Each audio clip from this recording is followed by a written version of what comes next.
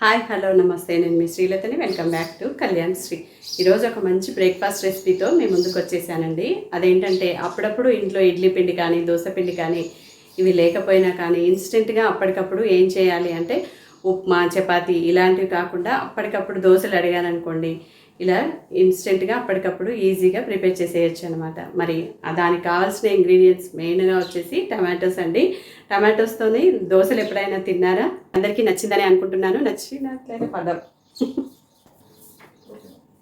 టమాటా దోశ అనేది చాలా టేస్టీగా ఉంటుందండి. దీని ప్రిపరేషన్ కూడా సింపుల్గా అయిపోతుంది. మరి లేట్ చేయకుండా ఆ ప్రాసెస్ ఏంటి, ఏ విధంగా ప్రిపేర్ చేసుకోవాలి అనేది వీడియోలో క్లియర్గా చూసేద్దాం. ఫస్ట్ టైం కనుక మన ఛానల్ని చూస్తున్నట్లయితే తప్పకుండా సబ్స్క్రైబ్ చేసుకోండి. నచ్చినట్లయితే ఒక మంచి లైక్ కొట్టండి. మరి లేట్ చేయకుండా ఆ ప్రాసెస్ ఏంటో చూసేద్దాం. ముందైతే మిక్సీ జార్లోకి 3 మీడియం సైజ్ టమాటోల్ని శుభ్రంగా కడిగి కట్ చేసుకున్నానండి. ఆ తర్వాత ఒక 4-5 ఎండుమిర్చిని కూడా వేసేసుకోవాలి. మీరు ఎండుమిర్చి వద్దనుకుంటే మిర్చి పొడినైనా వేసేసుకోవచ్చు. 2 ఇంచుల వరకు అల్లంను వేసేసుకున్న తర్వాత మూత పెట్టేసి వాటర్ ఏం వేసుకోకుండా ఫస్ట్ అయితే గ్రైండ్ చేసుకోవాలండి. కావాలనుకుంటే కొంచెం యాడ్ చేసుకోవచ్చు. చూడండి, ఈ విధంగా రెడీ అవుతుందన్నమాట. ఇప్పుడు దీనిలోకి 2 కప్పుల వరకు బొంబాయి రవ్వను పచ్చిదేనండి, వేయించకుండానే వేసుకుంటున్నాను. అదే కప్పుతోనే 1/2 కప్పు వరకు గోధుమ పిండిని వేసుకుంటున్నాను. మీరు గోధుమ పిండి ప్లేస్లో కావాలనుకుంటే బియ్యం పిండినైనా వేసుకోవచ్చు. అదే కప్పుతోనే 1 కప్పు వరకు వాటర్ని వేసేసుకొని మధ్య మధ్యలో ఆపుకుంటూ ఈ విధంగా గ్రైండ్ చేసుకోవాలన్నమాట. చూడండి, బ్యాటర్ అనేది ఈ విధంగా రెడీ అయిన తర్వాత అదే మిక్సీ జార్లోకి కొంచెం వాటర్ని వేసేసి బాగా మిక్స్ చేసుకొని మూత పెట్టేసి పక్కన పెట్టేసుకుంటున్నాను. బ్యాటర్ కన్సిస్టెన్సీని ఒకసారి చెక్ చేసుకోండి. మనం రెగ్యులర్గా వేసుకునే దోశ బ్యాటర్ లాగానే ఉండాలండి. కావాలంటే కొంచెం గట్టిగా ఉన్నా ఏం పర్వాలేదు, కానీ లూజ్ అయిపోతే దోశలు అనేవి సరిగ్గా రావండి. కావాలనుకుంటే దోశలు పోసుకునేటప్పుడు వాటర్ని వేసేసుకోవచ్చు. ఈ కన్సిస్టెన్సీ ఉండేలాగా చేసుకొని పక్కన పెట్టేసుకున్నాను. ఇప్పుడు ఇది నానేలోపు చట్నీ ప్రిపరేషన్ చూద్దామండి. 1 కప్పు వరకు వేయించుకున్న పల్లీలను పొట్టొల్చుకోకుండానే వేసుకుంటున్నాను. 1-2 పచ్చిమిర్చిని, అరచెక్క నిమ్మరసాన్ని, మీరు నిమ్మరసం వద్దనుకుంటే కొంచెం చింతపండుని వేసేసుకొని రుచికి సరిపడినంత సాల్ట్ని, అలాగే 1/2 కప్పు వరకు వాటర్ని వేసేసుకొని పొట్టొల్చుకున్న 3 వెల్లుల్లిని కూడా వేసుకొని చట్నీని గ్రైండ్ చేసుకోవాలండి.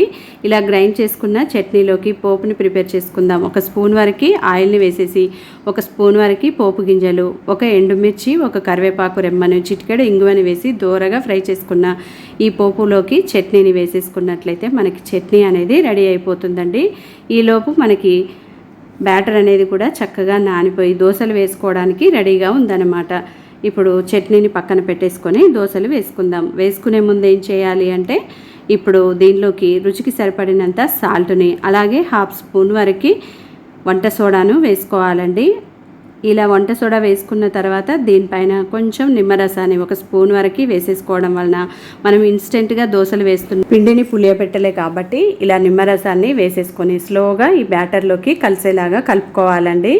ఆ తర్వాత స్టవ్ ఆన్ చేసుకొని ప్యాన్ పెట్టేసి ప్యాన్ అనేది బాగా వేడెక్కిన తర్వాత 1 స్పూన్ వరకు ఆయిల్ని ఇలా ప్యాన్ అంతా స్ప్రెడ్ చేసుకున్న తర్వాత స్టవ్ని మీడియంలోకి పెట్టేసుకొని దోశలు వేసేసుకోవాలన్నమాట. ప్యాన్ అనేది బాగా వేడిగా ఉండాలని గుర్తుపెట్టుకోండి. వేడెక్కిన పెనం మీద స్టవ్ని మీడియంలో పెట్టేసుకొని బ్యాటర్ని ఇలా మధ్యలోకి వేసేసుకొని ఇలా రౌండ్గా దోశల్ని వేసేసుకోవాలండి. ఇక్కడ చూపిస్తున్నా చూడండి, ఈ విధంగా ఈ దోశల్ని మీడియం టు హై ఫ్లేమ్లోనే కాల్చుకోవాలండి. లోలో పెట్టేసినట్లయితే సాఫ్ట్గా వచ్చేస్తాయి. ఇలా పైన పిండి అనేది తడారిపోయిన తర్వాత స్పూన్తోని అంచుల వెంబడిగా లోపల వరకు కూడా ఆయిల్ని వేసేసుకోవాలి. మీరు ఆయిల్ వద్దనుకున్నా కానీ దోశలు అనేవి ప్యాన్కి అంటుకోకుండా ఈజీగానే వచ్చేస్తాయండి. ఇలా చూడండి, అంచుల వెంబడిగా కొంచెం లూజ్గా చేస్తున్నట్లుగా చేసుకొని రెండో వైపుకి టర్న్ చేసుకొని 2 వైపులా కూడా ఫ్రై చేసుకున్న తర్వాత వేడివేడిగా సర్వింగ్ ప్లేట్లోకి తీసుకొని సర్వ్ అవుట్ చేసేసుకోవడమే. చూడండి, ఆయిల్ పెట్టకుండా కానీ దోశలు అనేవి చక్కగా వచ్చేసాయి. ఇంతేనండి, టమాటో దోశ అనేది సింపుల్గా రెడీ అయిపోయింది కదా. ఒక్కసారి రుచి చూడండి, తప్పకుండా మీ అందరికీ నచ్చేస్తుందండి. ఇందులో టమాటోలు ఎండుమిర్చి వేసుకున్నాం కాబట్టి చప్పగా తిన్నా కానీ టేస్ట్ అనేది బాగుంటుందండి. చట్నీతో పని ఇలాగైనా కానీ తిన్నా చాలా బాగుంటుందండి. చిన్నపిల్లలు ఉన్నట్లయితే వాళ్ళకి ఉట్టిదే పెట్టేసేయచ్చు అనమాట.